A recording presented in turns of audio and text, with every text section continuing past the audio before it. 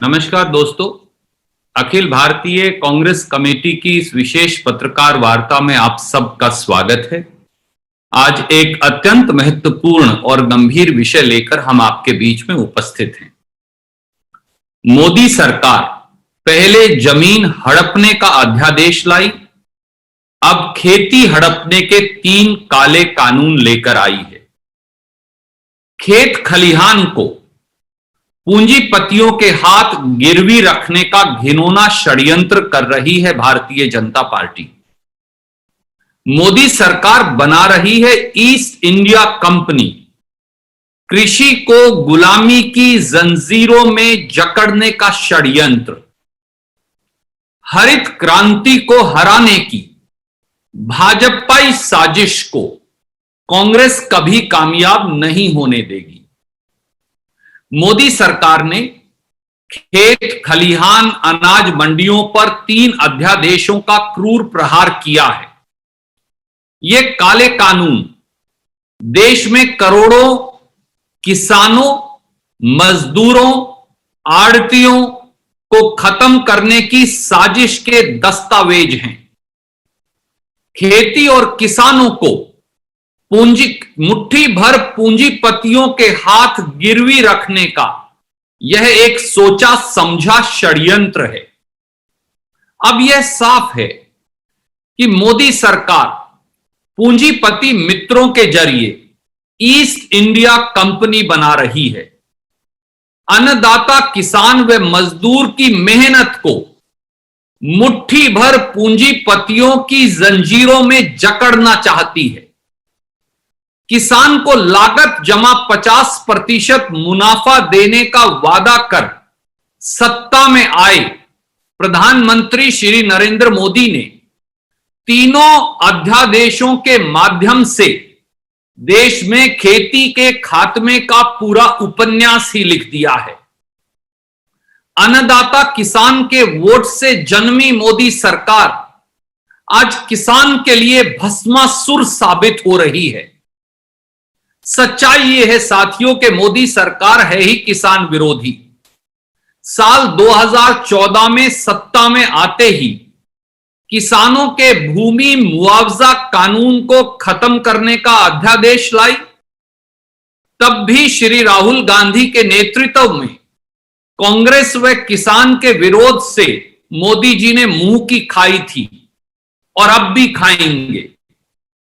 किसान, खेत मजदूर, आड़ती, अनाज व सब्जी मंडियों को जड़ से खत्म करने के इन 3 काले कानूनों की सच्चाई हम 10 बिंदुओं में लेकर आपके बीच में उपस्थित हैं।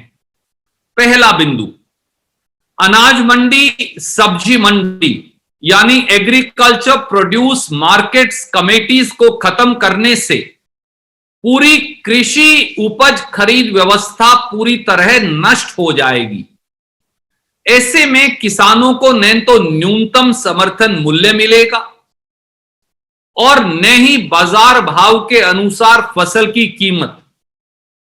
इसका सबसे बड़ा उदाहरण भारतीय जनता पार्टी शासित बिहार प्रदेश है, जहां साल 2006 में एपीएमसी यानी एग्रीकल्चर प्रोड्यूस मार्केट कमेटी या अनाज मंडियों, सब्जी मंडियों को पूरी तरह से खत्म कर दिया गया।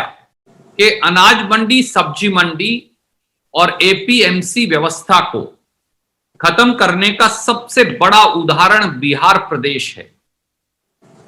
बिहार में अनाज मंडी पूरी तरह से खत्म कर दी गई।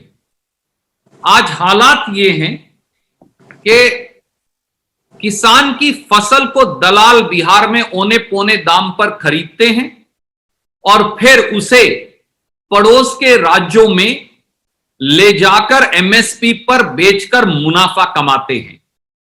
अब अंदाजा लगाइए, अगर पूरे देश की मंडी व्यवस्था ही खत्म हो गई तो इसका सीधा सीधा नुकसान किसान और खेत मजदूर को होगा और सबसे बड़ा फायदा मुट्ठी भर पूंजीपतियों को होगा। दूसरा बिंदु, किसान को खेत के नजदीक अनाज मंडी, सब्जी मंडी में उचित दाम किसान के सामूहिक संगठन एवं मंडी में खरीदारों के परस्पर कंपटीशन के आधार पर मिलते हैं। मंडी में पूर्व निर्धारित न्यूनतम समर्थन मूल्य यानी एमएसपी किसान की फसल के मूल्य निर्धारण का बेंचमार्क है। यही एक उपाय है जिससे किसान की उपज की सामूहिक तौर से प्राइस डिस्कवरी यानी मूल्य निर्धारण हो पाता है। अनाज मंडी और सब्जी मंडी व्यवस्था किसान की फसल की सही कीमत, सही वजन और सही बिक्री की गारंटी है। अगर किसान की फसल को मुट्ठी भर कंपनियां मंडी में सामूहिक खरीद की बजाय खेत में जाकर खरीदेंगे तो फिर मूल्य निर्धारण, वजन व कीमत की सामूहिक मोल भाव की ताकत स्वाभाविक तौर से खत्म हो जाएगी। इसका नुकसान किसको होगा? इसका नुकसान किसान को होगा। तीसरा बिंदु, मोदी सरकार का यह दावा है कि अब किसान अपनी फसल देश में कहीं भी ले जाकर किसी प्रांत, किसी मंडी में बेच सकता है और इसके लिए वो अपनी पीठ थपथपा रहे हैं। साथियों, यह सरासर सफेद झूठ है। आज भी मंडी उपज बिक्री व्यवस्था में भी देश का किसान अपनी फसल को किसी प्रांत की किसी मंडी में ले जाकर बेच सकता है क्योंकि एपीएमसी एक्ट में इस पर कोई पाबंदी नहीं। और दूसरी बात जो मोदी जी नहीं बता रहे, कृषि सेंसस 2015-16 के मुताबिक देश का 86% किसान 5 एकड़ से कम भूमि का मालिक है। औसत मलकियत जमीन की जो है वो 2 एकड़ या उससे कम है।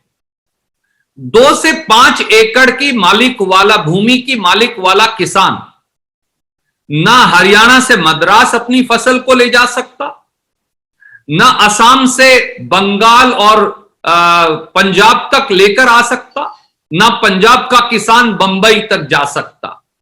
उसे तो अपनी फसल नजदीक से नजदीक वाली मंडी में बेचना है।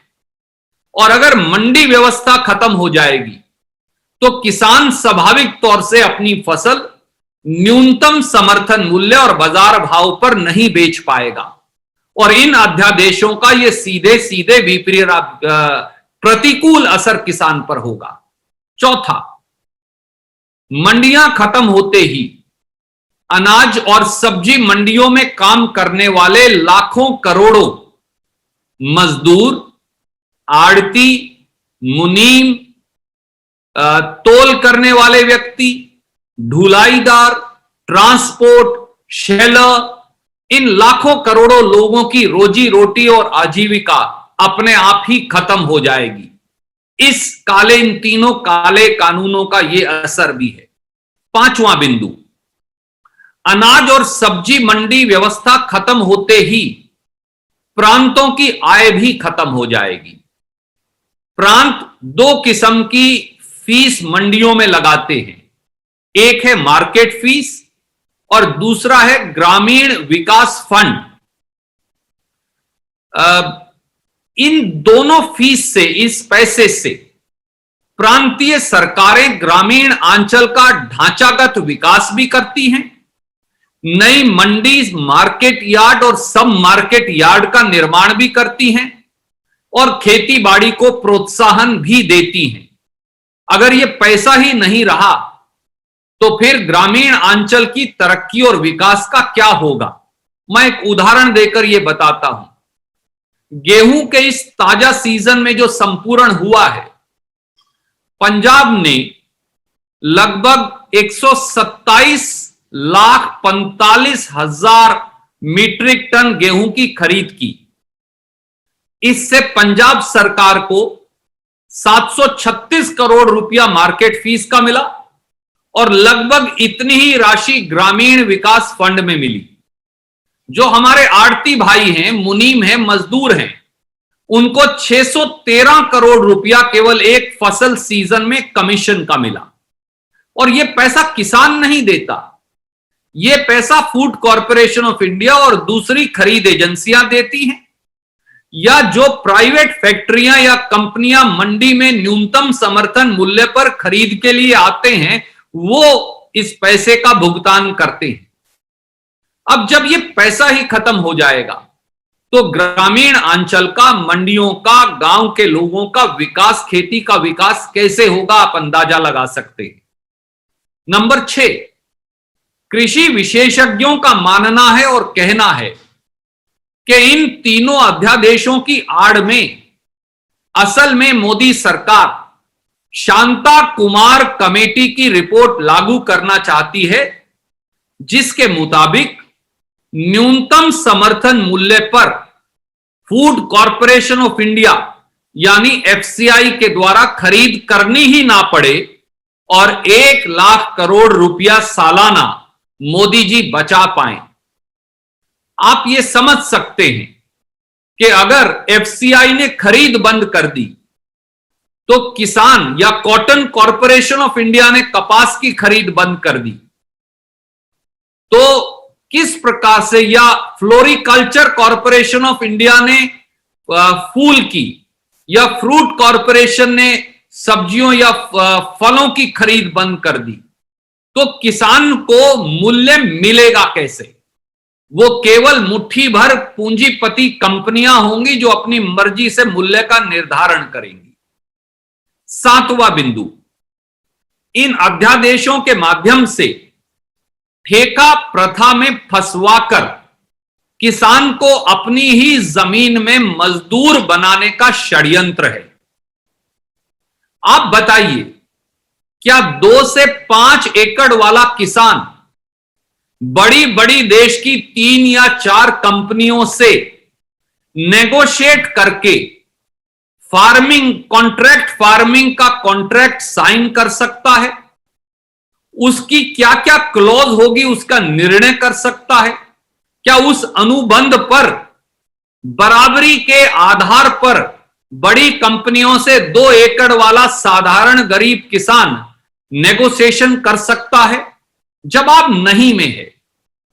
यही नहीं, कॉन्ट्रैक्ट फार्मिंग अध्यादेश की सबसे बड़ी खामी तो यह भी है कि न्यूनतम समर्थन मूल्य पर खरीद अनिवार्य ही नहीं, यानी आप कॉन्ट्रैक्ट फार्मिंग का अनुबंध करके किसी भी औने पौने दाम पर किसान की फसल या उपज को खरीद सकते हैं।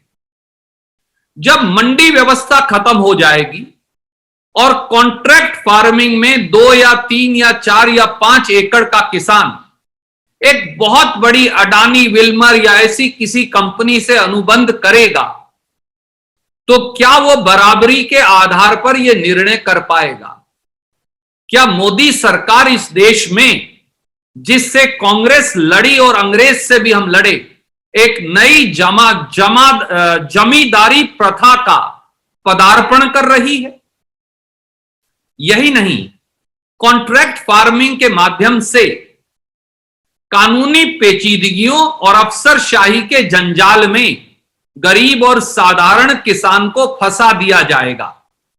अगर कंपनी और किसान में खरीद को लेकर कोई विवाद हुआ तो उस कॉन्ट्रैक्ट की इंटरप्रिटेशन के लिए पहले एक बोर्ड बैठेगा, फिर एसडीएम और डिप्टी कमिश्नर के पास अपील जाएगी।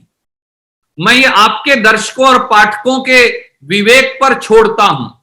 क्या 2 या 3 या 4 या 5 एकड़ वाला गरीब किसान बड़ी बड़ी कंपनियां जिनका अफसरों के ऊपर पूरा असर होगा और जिनके पास बड़े से बड़ा कानूनविद होगा, क्या किसान उनका मुकाबला कर सकता है? सीधे सीधे गरीब किसान, साधारण किसान लुट जाएगा और ये कंपनियां उसकी आय और आजीविका पर नियंत्रण कर लेंगी।